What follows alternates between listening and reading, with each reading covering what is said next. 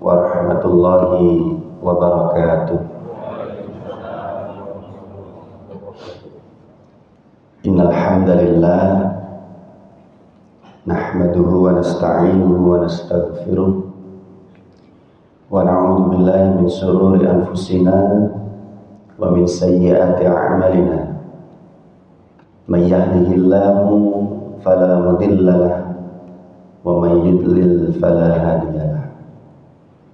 Asyhadu an la ilaha illallah wahdahu la syarika lahu wa asyhadu anna Muhammadan abduhu wa rasuluh alladzi la nabiyya ba'da. Qala Allah ta'ala fil Qur'anil Karim, a'udzu billahi minasy syaithanir rajim. Bismillahirrahmanirrahim. Inna fi khalqis samawati wal ardh wa ikhtilafil laili wan nahar la ayatin li ulil albab. Al-ayah. Jamaah yang dirahmati oleh Allah, alhamdulillah sehat sedaya nggih Bapak Ibu. Alhamdulillah nggih. Alhamdulillah dengan kesehatan yang masih diberikan oleh Allah ini, marilah kita bersyukur karena nikmat yang luar biasa ini kita semua masih bisa, masih mampu, dan juga masih mau menggerakkan tubuh kita untuk memenuhi panggilannya, melaksanakan sholat subuh berjamaah dan juga bisa bersilaturahim. Nah, tadi Bapak Ibu sekalian, kedua kalinya mudah-mudahan sholawat dan salam tetap tercurah kepada Nabi Muhammad sallallahu alaihi wasallam, karena sejatinya beliaulah Bapak Ibu sekalian yang telah menunjukkan kita jalan kebenaran melalui agama Islam, dan juga seharusnya kita makhluk Allah yang diamanahi oleh Allah dengan piranti yang spesial, piranti yang diberi nama dengan istilah akal dan pikiran, supaya akal dan pikiran itu dipergunakan dengan baik, dipergunakan dengan benar dan juga bijaksana menurut Islam.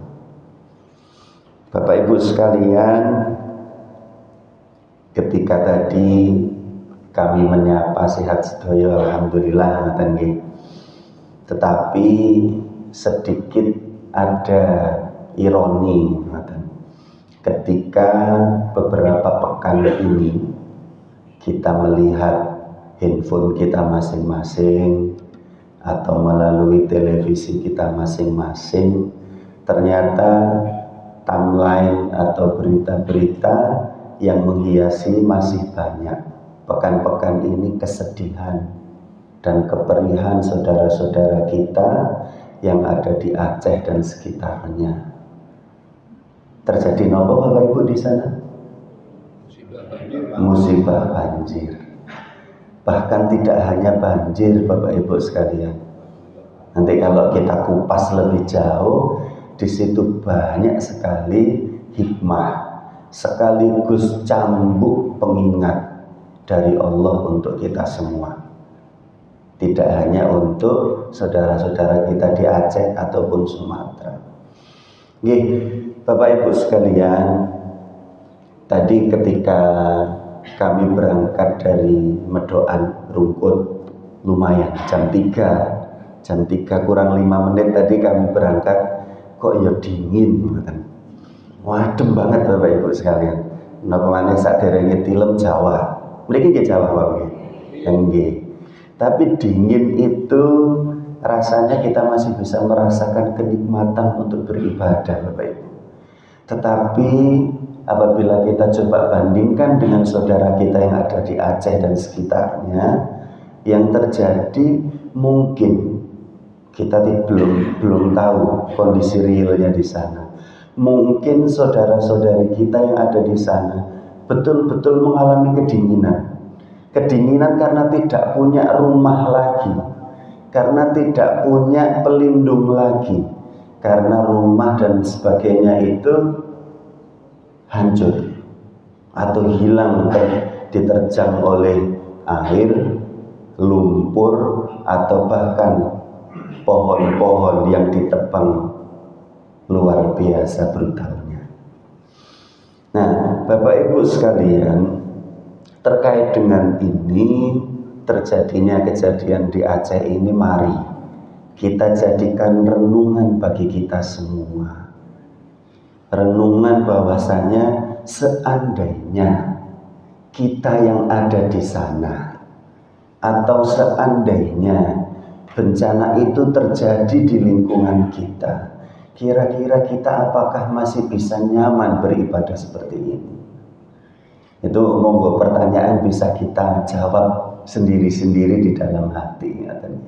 Tetapi yang jelas Bapak Ibu sekalian, kejadian yang terjadi di sana, di Aceh ataupun Sumatera dan sekitarnya itu sejatinya adalah cambuk pengingat dari Allah untuk kita semua.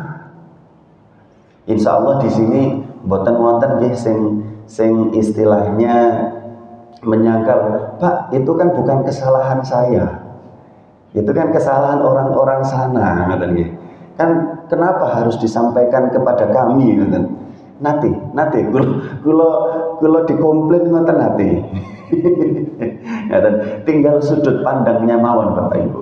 Sudut pandangnya apakah itu menjadi ibrah bagi kita, atau hikmah bagi kita, atau mboten. Nah, sejatinya Bapak Ibu sekalian, kenapa tadi dikatakan sebagai cambuk pengingat dari Allah? Kita semua Bapak Ibu, adik-adik, mas mbak, kita yang telah mengikrarkan diri beriman kepada Allah, kami yakin semua yang berikrar akan mengimani, akan mengetahui bahwasanya kita ini diciptakan oleh Allah adalah sebagai khalifah di muka bumi ini.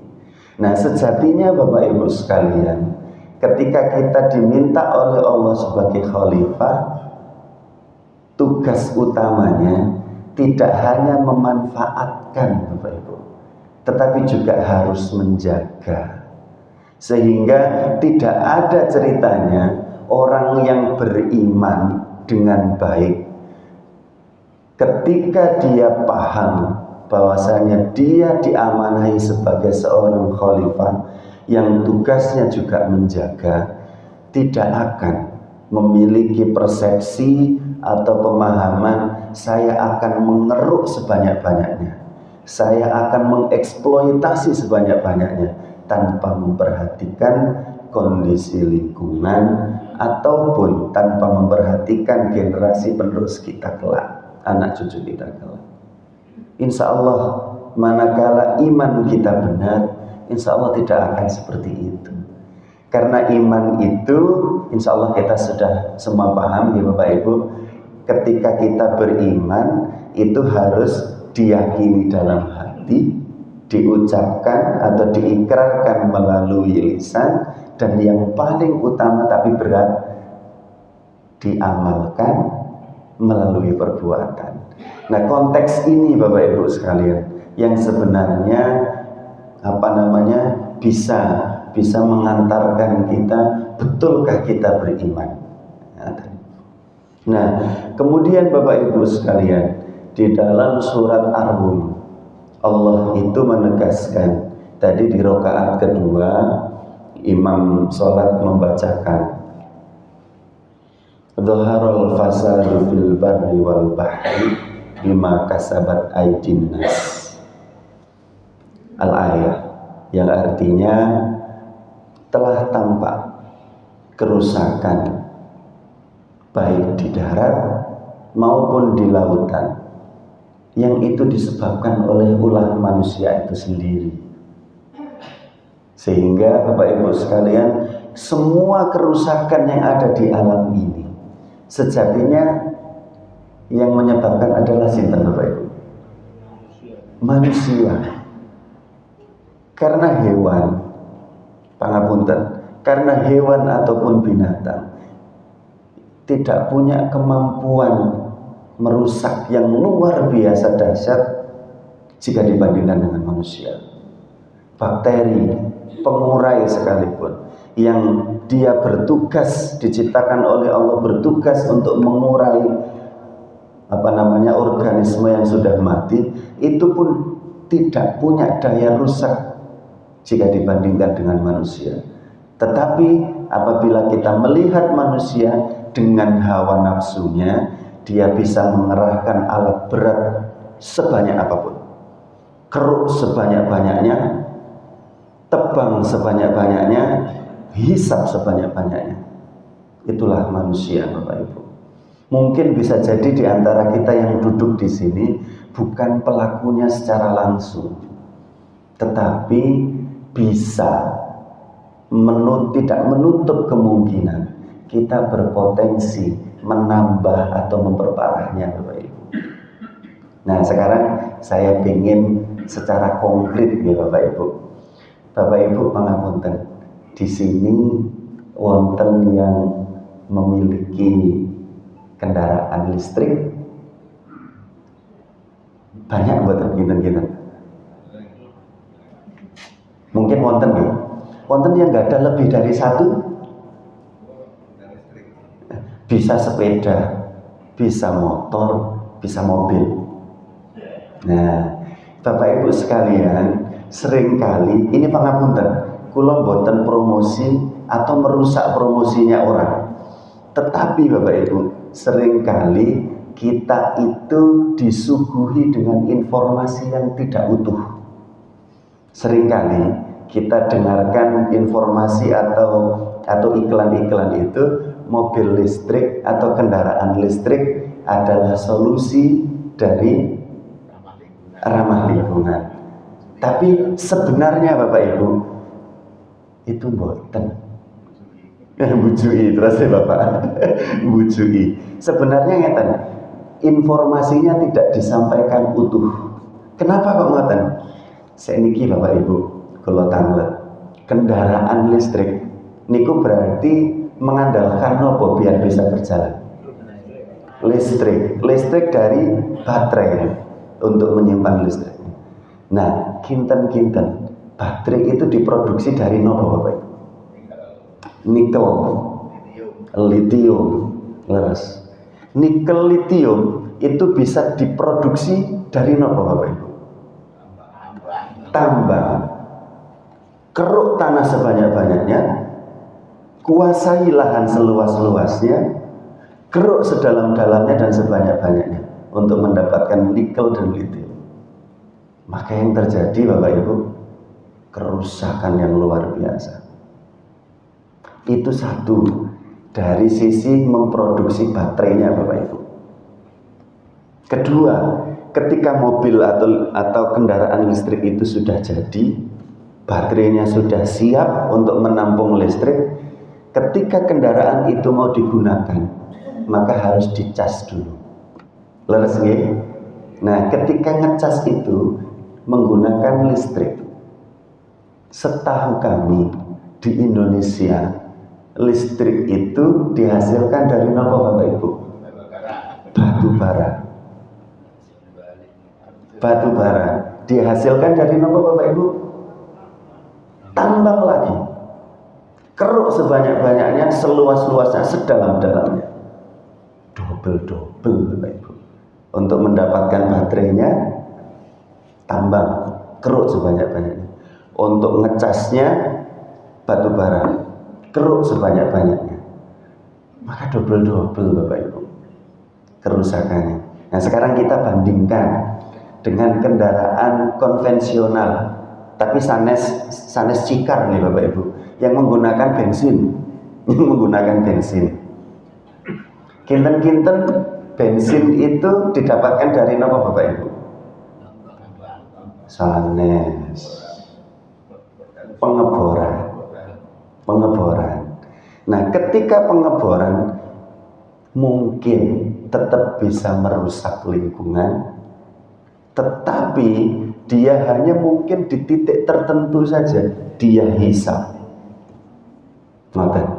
Tetapi dia tidak punya daya untuk mengeruk seluas-luasnya, mengeruk sebanyak-banyaknya.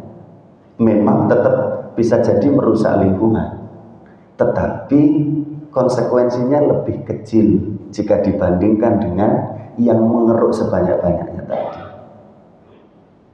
Nah, Bapak Ibu sekalian, ini komparasi, bukan berarti saya mengajak stop kendaraan listrik, bukan. Tetapi mari mulai sekarang kita berpikir, mari kita memperkecil ketermungkinan kita terlibat untuk merusak lingkungan. Nah, ini bisa diterjemahkan sendiri-sendiri. Diterjemahkan bisa, ya wis nek ngono mobil listrikku tak dole ya misalnya nggih monggo. cuman itu realitanya Bapak Ibu sekalian. Sehingga Bapak Ibu sekalian, melalui mimbar ini saya pribadi mengajak, mari kita gerakkan mengurangi kerusakan lingkungan. Kalaupun kita tidak bisa memperbaikinya, paling tidak mulai dari diri sendiri, individu masing-masing, kita azamkan pada diri kita, ayo kita paling tidak memperparah kerusakan lingkungan. Luar biasa Bapak Ibu sekalian. Niki pangapunten, wonten sing kerjaan kendaraan listrik mboten? Mungkin nang kula mantun niki dicedak mboten. Nggih. Oh, pun pensiun sedaya. Nggih. Jadi itu sebenarnya Bapak Ibu sekalian yang menjadi keresahan saya secara pribadi. Karena sejatinya kita itu seringkali dinina-bobokkan dengan informasi yang tidak utuh. Nyata. Padahal kalau misalkan itu dibuka secara utuh, ya bisa jadi tidak laku Pak Bu. Tapi kenyataannya begitu. Nah Pak, bagaimana kalau misalkan kita menggunakan kendaraan yang bahan bakarnya adalah bensin dan lain sebagainya? Apakah tidak merusak lingkungan? Tetap punya potensi dan bisa merusak lingkungan, terutama ketika polusinya atau zat sisa pembakarannya, karbon monoksida dan lain sebagainya itu apabila itu naik ke atas permukaan atmosfer kita, maka terjadi adalah pemanasan global. Tetapi Bapak Ibu sekalian, bingkainya, meskipun kendaraan kita itu menghasilkan polusi, tetapi apabila pohon tersedia di dalam lingkungan kita, pohon kita itulah yang berfungsi menyerap karbon-karbon itu. Nah, kalau dalam istilah ilmu pengetahuan ada cadangan karbon dan lain sebagainya, itu dipegang perannya oleh tumbuhan Bapak Ibu sekalian. Nah, sehingga Bapak Ibu sekalian, selain kita bisa mengurangi, mari saatnya kita menanam tumbuhan sebanyak-banyaknya, mulai dari rumah-rumah kita, sehingga lingkungan kita bisa semakin asri. Bahkan Bapak Ibu, saya lupa, saya ke masjid ini itu sudah 4 kali, terakhir 1 tahun yang lalu. Tema yang saya bawakan 1 tahun yang lalu terkait dengan puasa, karena waktu itu 40 hari sebelum puasa. Nah, saya lupa ketika pertama kali ke sini saya menyampaikan tentang menanam tumbuhan. Nah, di kitab Riyadhus Shalihin Bapak Ibu sekalian, sedikit mengulang ketika pertama kali saya ke sini. Di kitab Riyadhus Shalihin di bab 13 itu Nabi menyebutkan ada hadis yang berbunyi, fala yaghrisul muslim ghorsan fayakulahu insan wala tabbatun wala toirun ila kana lahu sodaqoh ila yaumil qiyamah. Yang artinya, maka apabila seorang muslim itu ketika menanam tumbuhan, kemudian bagian dari tumbuhan itu dimakan oleh manusia, dimakan oleh binatang melata, dimakan oleh burung-burung, itu menjadi sedekah baginya. Dan luar biasanya hadis ini ditutup oleh Nabi dengan kalimat ila yaumil qiyamah, pahalanya mengalir sampai hari kiamat. Kemudian apa hubungannya Bapak Ibu? Kalau misalkan tadi kita berbicara tentang kerusakan lingkungan, kemudian dengan hadis ini sangat luar biasa. Tadi sudah disampaikan kita sebagai khalifah tidak hanya berfungsi untuk memanfaatkan, tapi juga harus memelihara. Nah ternyata ketika kita melihara lingkungan, salah satunya dengan menanam tumbuhan, bernilai pahala, bernilai sedekah, bahkan sedekah jariyah yang pahalanya mengalir sampai hari kiamat. Ada di kitab Riyadhus Shalihin, monggo nanti bisa dipersani sarang-sarang. Hadis ini luar biasa, memiliki semangat, memiliki perintah sekaligus kepada kita yang mengikrarkan diri beriman tadi, bahwasanya umat Islam juga punya kewajiban untuk menjaga kelestarian lingkungan, terlebih lagi bermakna pahala jariah bagi kita. Luar biasa Bapak Ibu. Nah, dalam konteks ini Bapak Ibu sekalian, saya tambah 5 menit lagi nggih. Nah, dalam konteks ini Bapak Ibu, apa sih sebenarnya urgensi atau pentingnya tumbuhan untuk menjaga kelestarian lingkungan? Mungkin kita semua sudah banyak tahu, tetapi ini cukup sering atau apa ya istilahnya, cukup tidak populer ketika disampaikan dalam mimbar-mimbar. Padahal Muhammadiyah sudah menelurkan beberapa buku, ada etika lingkungan, ada apa namanya fikih lingkungan, fikih air dan sebagainya. Tetapi Bapak Ibu sekalian, apabila kita lihat dari aspek ilmu pengetahuan, ketika tumbuhan itu ada dan manakala hujan terjadi, hujan itu atau rintik-rintik air hujan itu akan mengenai daun-daun dari tumbuhan kita. Tumbuhan yang paling atas dia yang berfungsi ngerem pertama kali, kemudian digulirkan ke bawahnya, kemudian di pohon bawahnya lagi sampai rerumputan, sampai lumut. Yang terjadi Bapak Ibu, laju air hujan ketika turun ditambah dengan apa namanya adanya gravitasi, tumbuhan itulah yang ngerem laju air itu, sehingga laju air hujan itu tidak langsung menghantam permukaan tanah. Nah yang terjadi ketika tidak ada tumbuhan, partikel tanah ketika terhantam oleh permukaan laju air, maka seringkali terkikis, terhanyut, bahkan bisa jadi terjadinya longsor dan lain sebagainya.